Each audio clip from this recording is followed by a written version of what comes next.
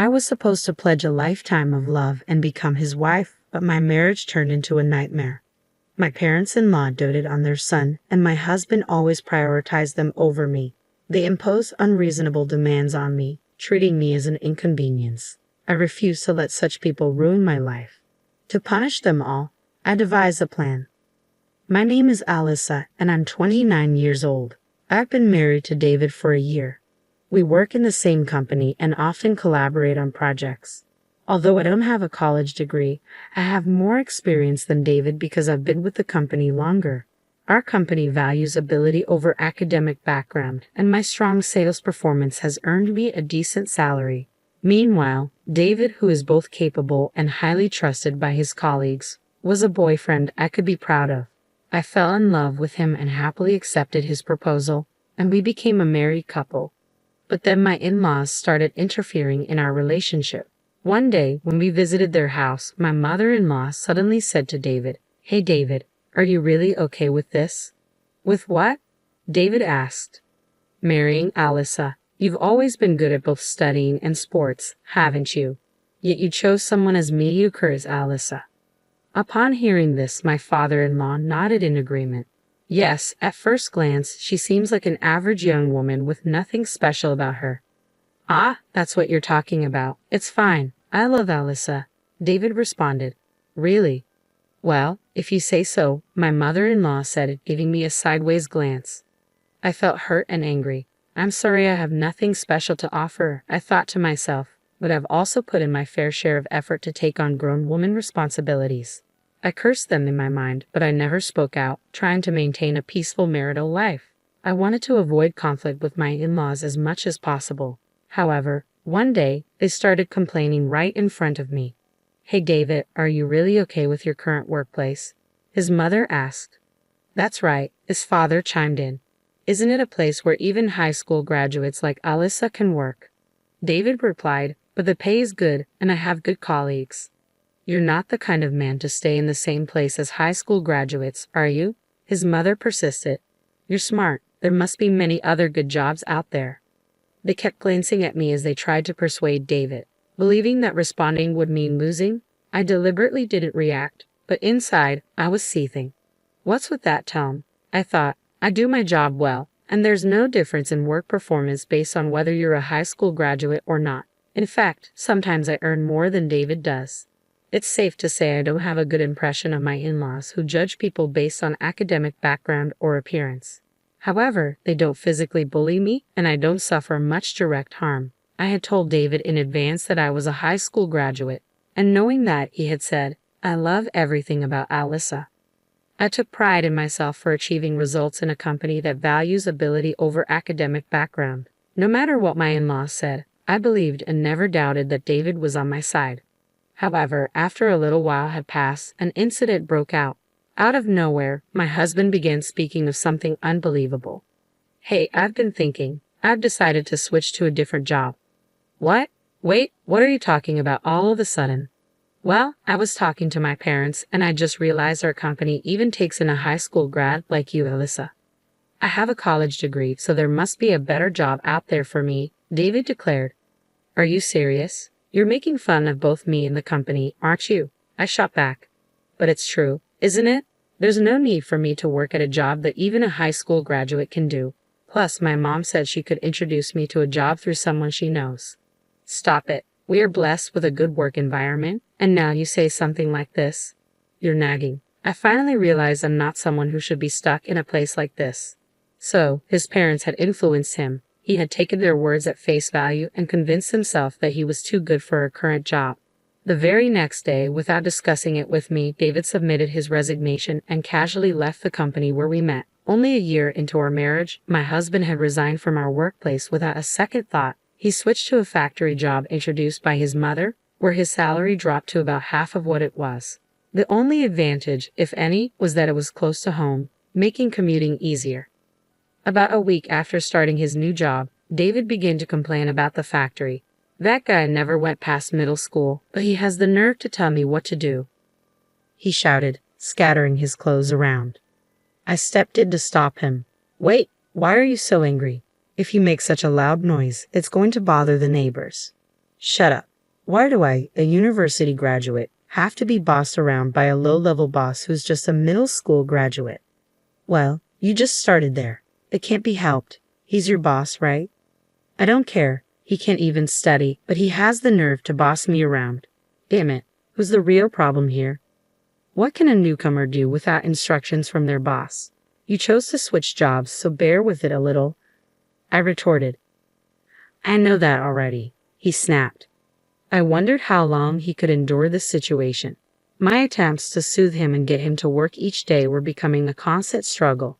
My doubts were confirmed when one day he caused a major issue at the factory. You broke the factory equipment, I exclaimed in shock. It's not my fault. It's that damn boss who pissed me off, he retorted, slamming his hand on the table. But that doesn't mean you should break the factory equipment. That's absolutely unacceptable. What were you thinking?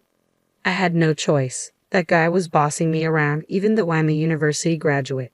The trigger was when his boss, who only graduated from middle school, criticized David for not working seriously.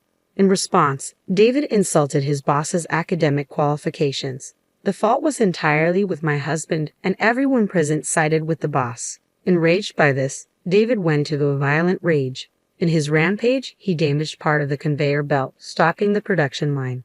As a result, he was fired and faced a large claim for damages. Since it was a factory that his parents had introduced, the damages had to be paid entirely by David and his parents. Consequently, not only did David lose all his savings, but his parents' retirement fund also seemed to vanish in an instant. Though my parents are struggling right now, they're moving into this apartment next week, David said. I let out an absurd gasp in surprise. Living together? I never heard about this. You're my wife, right? Just listen and keep quiet. This is a done deal. Got it. With these words, he stormed out of the room, slamming the door behind him.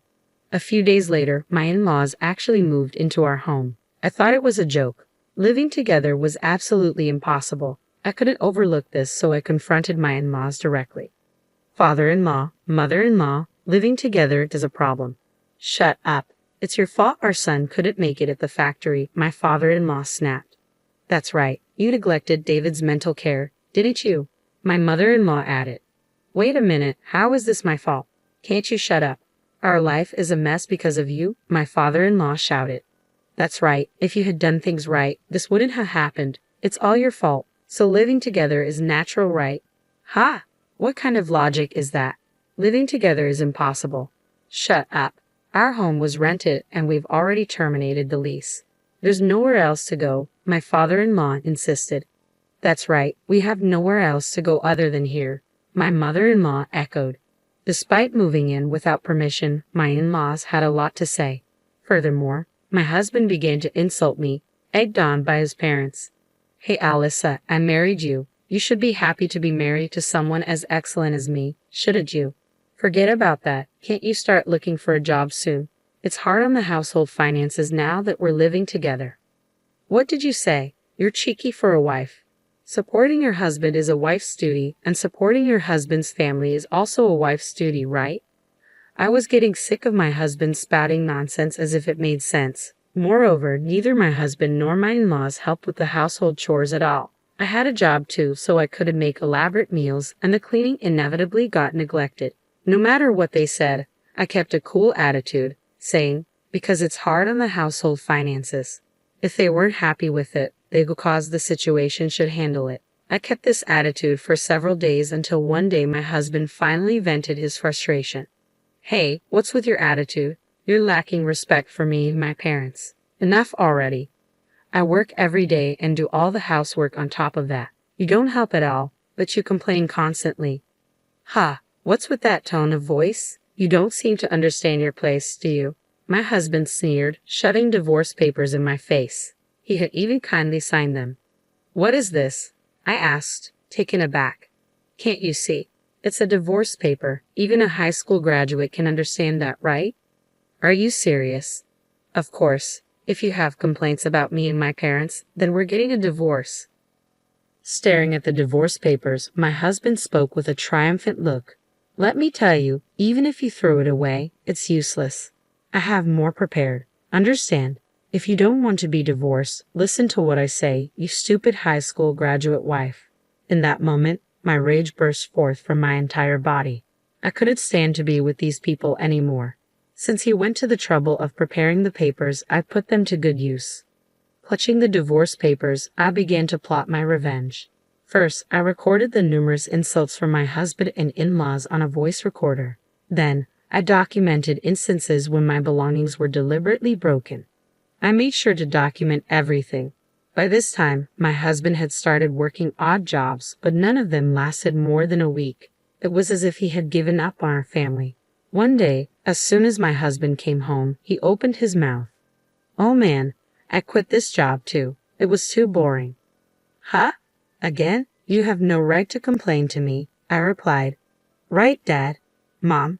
My in-laws just nodded with smiles. This was a usual occurrence, but on this day, my father-in-law delivered the final blow. "Speaking of which, I've quit too," David's father announced.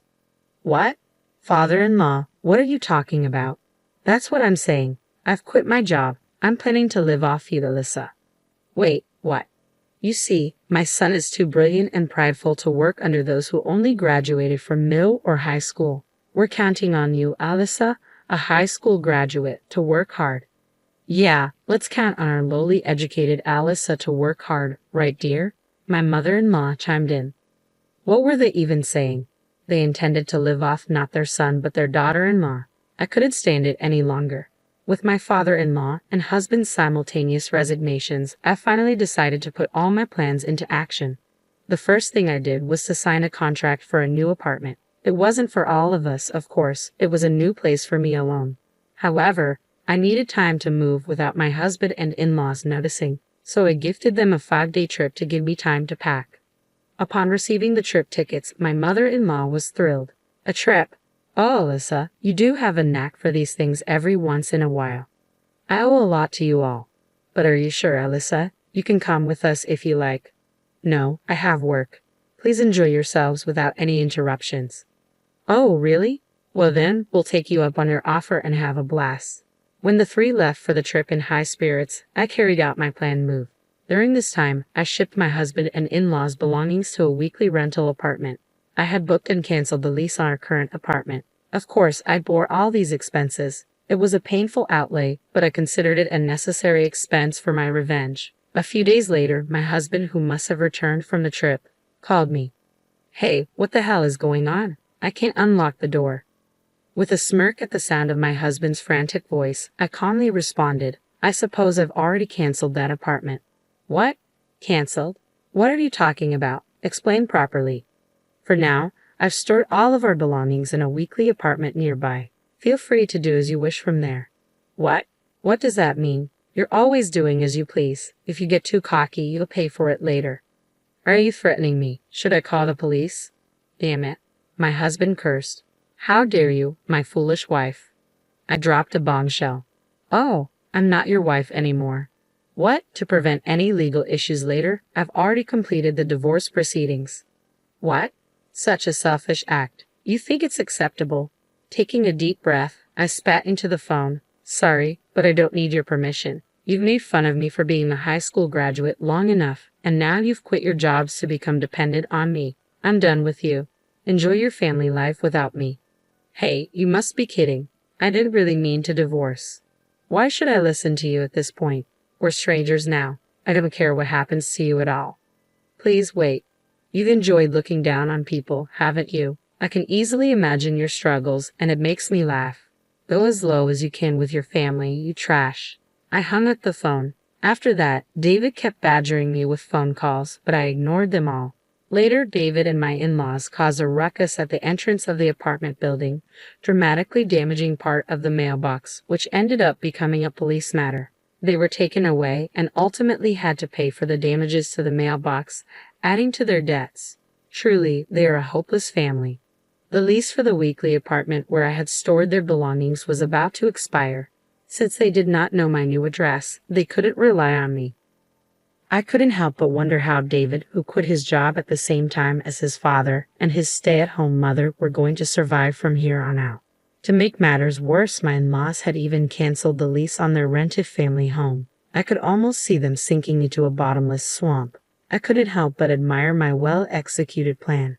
I don't know how they're going to survive from here on out, and frankly, I don't care. But it's clear their future isn't bright. They brought this upon themselves. On the other hand, I am living carefree in my new home alone. Being able to spend my time leisurely without anyone bothering me is the ultimate bliss. For the time being, I don't think I'll be living with anyone else. I plan to thoroughly enjoy my time free of any worries.